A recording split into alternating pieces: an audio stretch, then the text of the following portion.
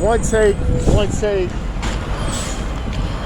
This is NBA One Take featuring yours truly, Pretty Boy Lake. This is NBA One Take for your head, NBA One Take for your brain. OT Live, Brooklyn, New York. This is NBA One Take, February 18, 2022. And for me, it's 3 games to me on the docket.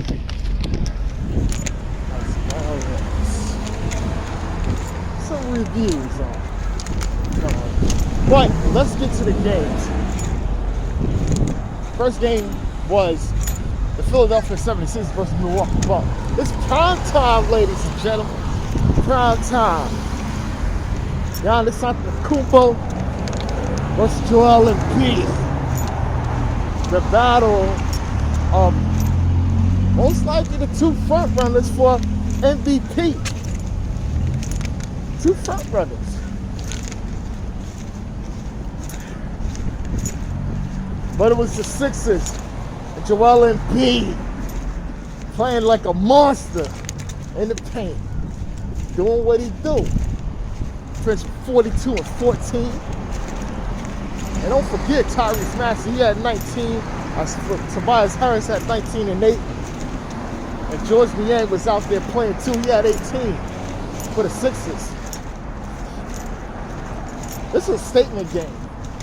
Bucks came in with two wins above them in the bracket.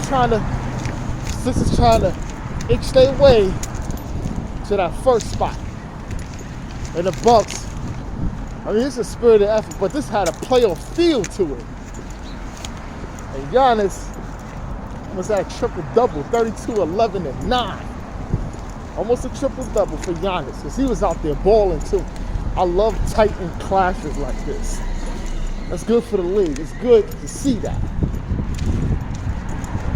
Drew Holiday had 24. He had a good night. Chris Middleton with 19. David Nwaba, he had another good game with 18 as well for the Bucks. Look, this is a great game. Embiid is, to me, right now, my front runner to MVP.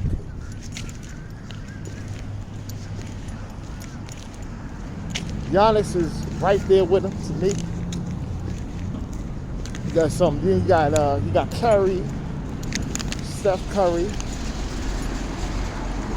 and I could say Ja Morant, and then DeMar DeRozan is right after that.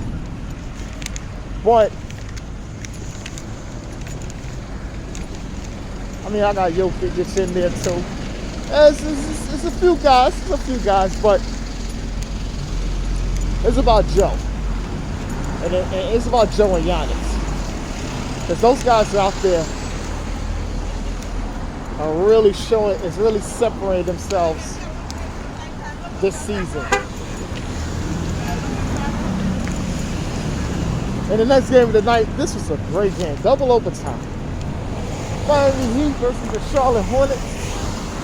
And man, this had another good feel to it too. Both teams battling out, man. Hornets, it was a good game, man. It was a real good game. But the Heat pulled it out with Jimmy Butler sealing the double overtime. And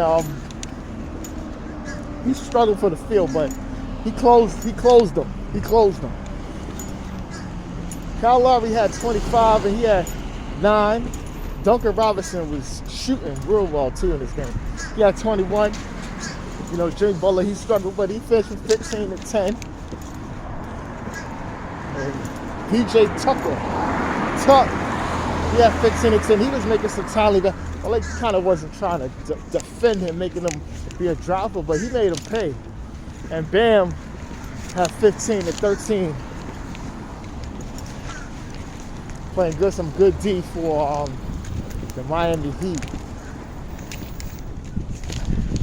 And for the Hornets, it was Miles Bridges, he had 29 and 11. Melo Ball with a triple-double before he's fouling out. 14, 10, and 10. Montrezl Harrell had 24 and 8. And I'm going to tell you something. LaMelo was setting them up well, man. Making them good. I remember I told you when that trade went out, I says, yo, LaMelo got another one. The guy that, a point guard, willing to always give it to the big. And Montrezl always know how to get to the right spots and try to score. So that's also good. PJ Washington, he played well too, yes. 15 and 14 rebounds, and Kelly Oubre off the bench had 15, notably for the Hornets. Miami get this win, and this is a good win for them. Still East best, and they are really showing how they can win this game, other games, lose in this fashion, and bounce back. Miami is a team you have to really look out for. And the last game of the night is the Washington Wizards playing the hometown team, the Brooklyn Nets. And the Wizards pulled out the victory. This is also a little nice, little goodie game here. You know, stars all suited up, but it was just a real good game, man. Rui Hachimura, he had 20. Ish Smith, 15. You know, he always plays well. And Chris Burt had 16 for the Wizards.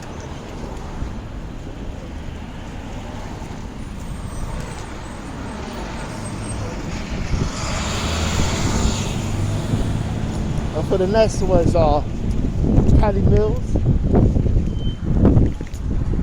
He had 20. Marcus Aldridge had 16. Cam Thomas on the bench. Cam Thomas really had 20, and he's also been playing well since he's been playing well since Harden been out. He's really stepped in, and you know, he's sensational. You know, there was a report out there. KD said, don't put him in any trade with James Harden.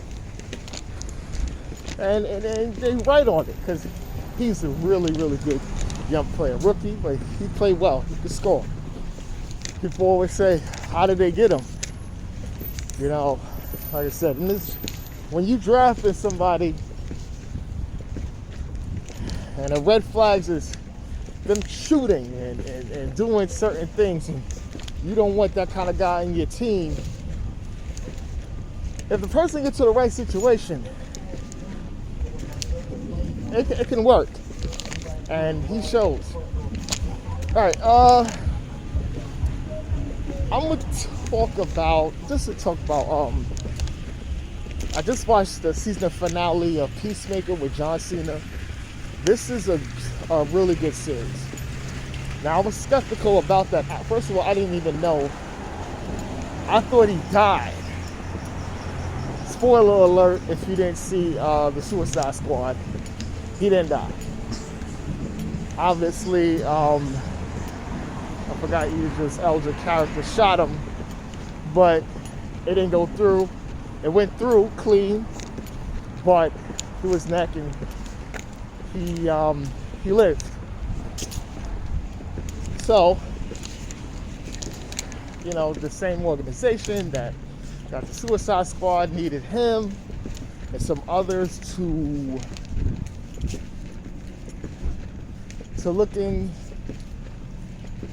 look at something unusual, and they did. I don't want to really get into real details on the series. People to watch it, but he said it's a really good, and I love the opening sequence.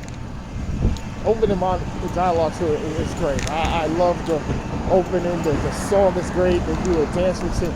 It is really, really fun. And this season finale, it got some. There, you'll see some people in the end. You'll be like, what? Yeah, it's tied to all DC. It's a really good fun series. It's funny as hell. It only and the surprise is John Cena.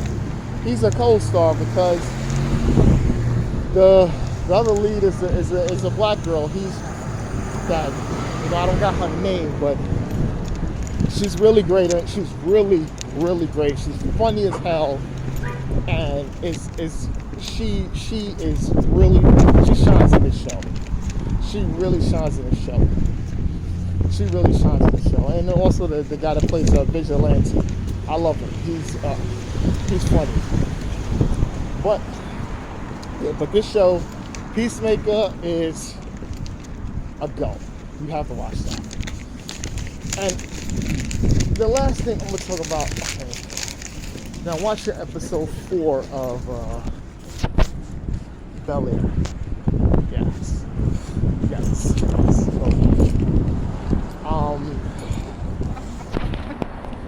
This episode was cool. It was a cool episode. First couple kind of was a little intense. Didn't really know what, but this is a cool laid back episode. I mean, towards the end when you found out something revealing happened, but also showed us something. The guy that plays Jeffrey, he's an interesting person. First of all, he's not a butler; he's the house manager. So they had to be politically correct. There's no more butlers; it's a house manager. So that's his job. But he has a backstory, a very interesting backstory. We probably will find out this season, or if they get renewed for next season. But he's really interesting because there's something there. Trust me, there's something big there with him. Let's see him get one take, critical later, and I'm out.